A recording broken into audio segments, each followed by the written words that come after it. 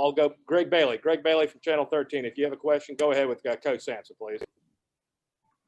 Coach, given all you guys have been through to get to this point to even play this game, what did you think of your team's effort and their performance?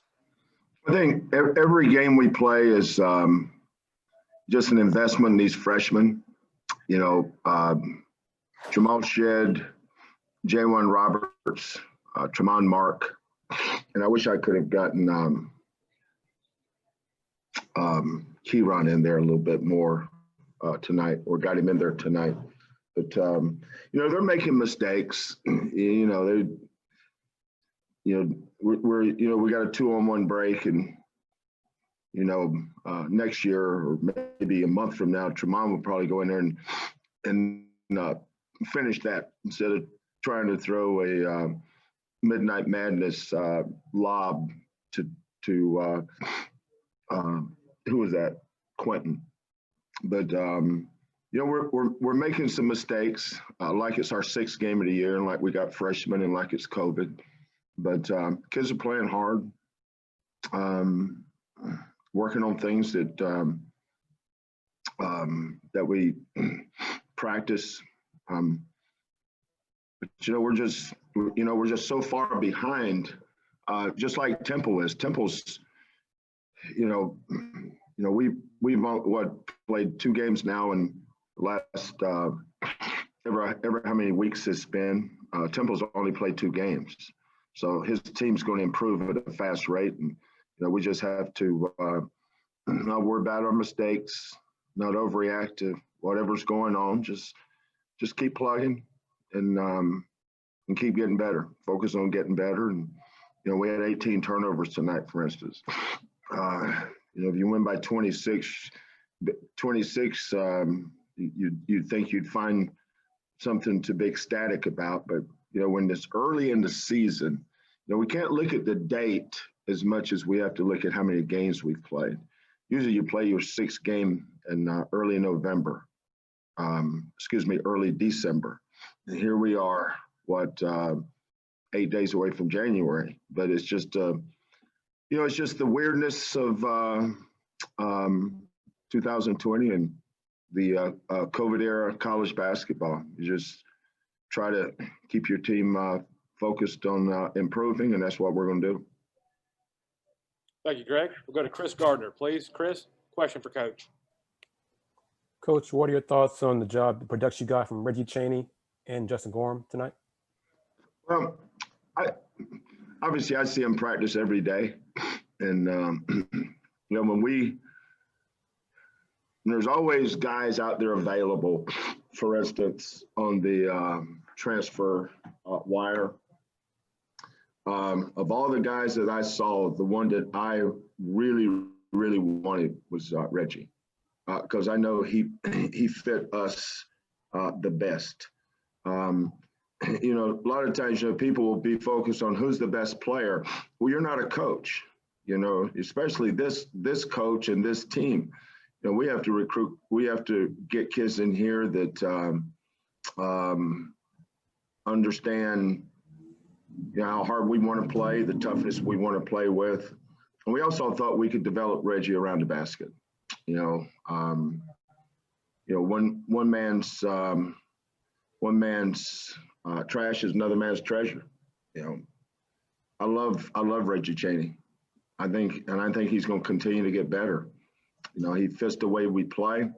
The thing he's not doing that I think he's going to do as he goes along. Remember, you know, he didn't play many minutes last year, and it's been so hit or miss this year and with everybody. I think the thing he's going to start doing, I think at a much better clip, is rebound. You know, athleticism has nothing to do with rebounding. If that was the case, some of our kids would never get a rebound. You know, toughness is more important sometimes than how high you can jump or how fast you run. Our kids understand the importance of rebounding because that's a part of our identity. Reggie's not rebounding at the level we want him at yet, but I think he'll get there, just like Tremont's not either. You know, all of these guys we hold accountable for rebounding the basketball, and that's a big part of Cougar basketball. And how about Justin Gorham tonight?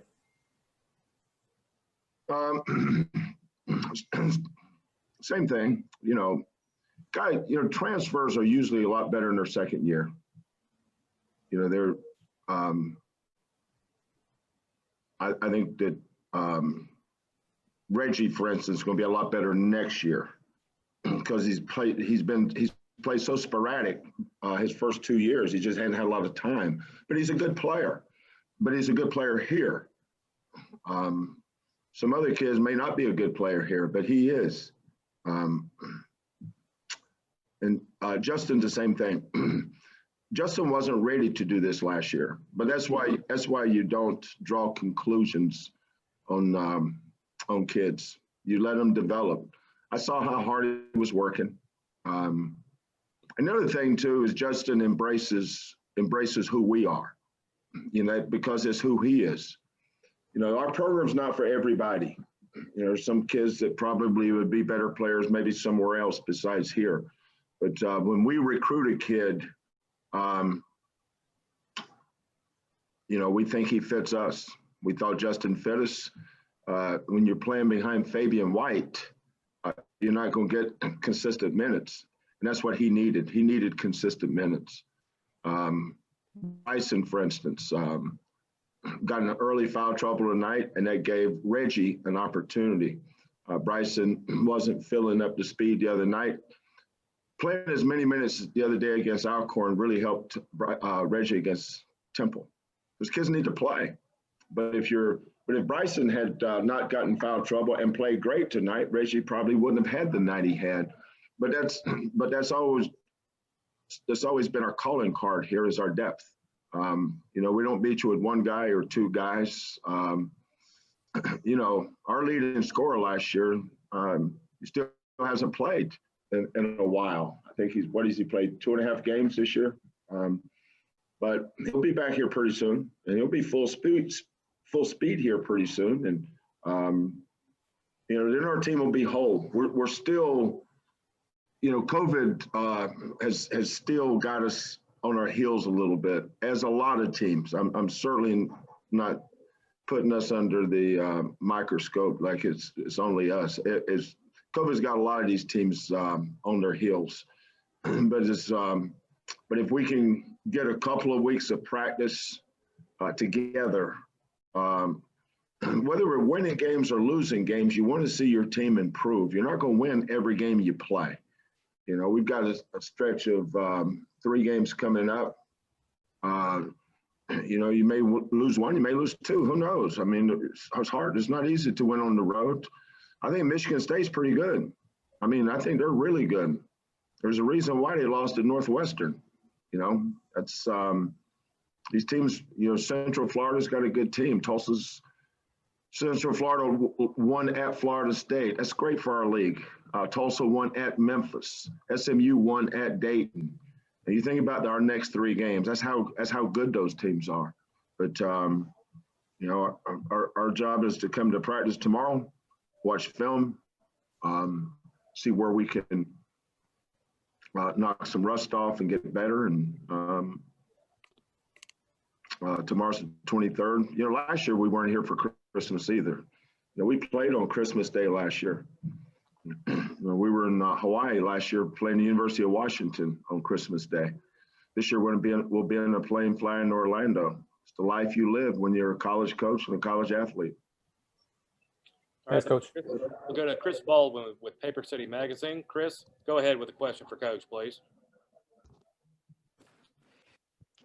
What does it take to hold on at the level Justin has been the last few games? And obviously you guys emphasize it, but at what point does it become the player? Well, it starts with buy-in, and it starts with evaluating. I've always felt like our programs, regardless of where we've been, I always thought we were better evaluators than we were recruiters. Most people don't understand recruiting. You look at who's the highest rated player or how many stars does he have, and try to say, well, this guy's 2 inches taller than this guy. Why don't we go get him? Or this guy's 4 stars and he's a 3-star. We want him. But that's that's just not the way this thing works. Not with me, at least. I want a kid that's coachable, high character, tough, is willing to be coached hard, and buys in. Justin is he's got a swagger about him. He's got a he's not afraid. When that stuff got chippy out on the court tonight, the first one I went and grabbed was Justin, but he's not backing down from anybody now. And I know how big those games are coming up. And if you start getting in a scrap out there, the league has rules. You may miss the next game, so we have to think about those things for them sometime. But what you're saying is Justin is his personality. He's a tough kid. Now, obviously, he's never rebounded at this level, but he's never had it shoved down his throat like he does every day either. But for him to embrace it and buy in, and it's like Nate Hinton. Go look at Nate's high school rebounding stats. Much better rebounder at Houston than he was in high school. But it's not for everybody. Rebound is not for everybody. Some guys would rather stand out and look like a tuxedo. Pretty on the outside, but not very tough on the inside. Justin is, he ain't no pretty boy now. He's a tough kid. And, the relentlessness that it takes to rebound and fits in with who he is. That's why this program is such a good fit for him. All right, we got time for one more question. We'll go to Joseph Duarte with the Chronicles. Joseph, last question. Kelvin, I wanted to ask you about Quentin Grimes, just the last 3 games, but really just this season in terms of what you've seen shot selection-wise. It looks like he's just a lot more confident and out there on the floor.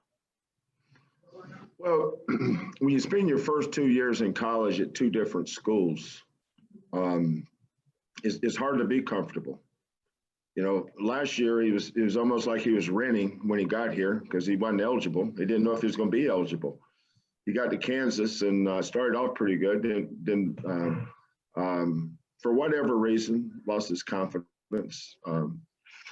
Couldn't play for a better coach or a better historically great program than Kansas. But some kids just fit better at other places. Some of our kids may go to Kansas and fit better there. I mean, it's just the way it is. But, I was talking to his mother. He's got great parents, by the way, Marshall and Tanya. I was talking to Tanya, and I said, the thing I'm excited, and I told her that this summer, I think in June. I said, the thing I'm excited about for Quentin, this is the first time since being in college, he gets to be on the same team 2 straight years. And he gets to come back, and all of a sudden, the new guys will look up to him, and that's an important dynamic. When other people are looking up to you, when he got here last year, nobody looked up to him. Our kids not interested in anybody's autograph; they're interested in kicking your butt. Last year we had a bunch of some guys returning. They understood the system, and Quentin was kind of like he was crashed a party.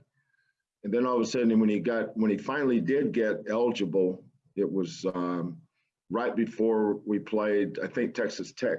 We played that scrimmage, and then he struggled for a while and had a good game, bad week, whatever. But now, like tonight, I called a couple sets for him late in the second half. Boom, he flowed right into him, came off those pin downs, caught it in motion. Great execution, knew what to do. Had I called those same things this time last year, he would have said, okay. Coach just called this. Is that the one where I go here? Or is this the one where I go? He's been thinking. He's comfortable. He's where, like Tremon's not comfortable yet. Jamal's not comfortable yet. Jaywan's not comfortable yet. And those 3 guys are on the floor a lot together tonight. But that's why Quentin is so confident, because he's so comfortable.